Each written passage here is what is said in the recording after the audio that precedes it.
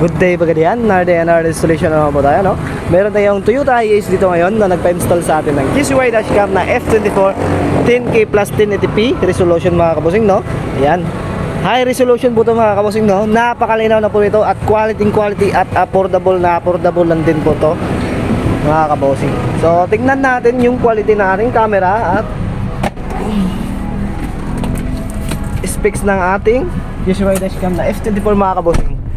So ito po siya yung front natin mga kabosing. Ayan. Ang kagandahan nito mga kabosing, no, na-adjust natin yung screen dito mga kabosing. Ayan. At saka wide rin ito mga kabosing, no, wide camera. Lahat nakita talaga. At yung brightness niya na-adjust din natin. Harap at likod mga kabosing, no, na-adjust din natin yan.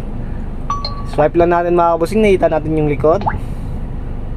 Ayan. Automatic reverse dito mga kabosing, no. Pag nag-reverse kayo, nagre-reverse din yan.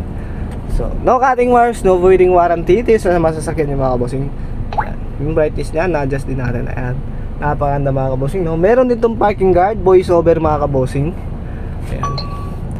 Pag patay yung engine nyo mga kabosing, no, nasagi kayo sa daan, nakapark lang kayo, automatic nagre-record photo front and back mga kabosing. Ito po yung pinakagandahan sa ating dashcam mga kabosing.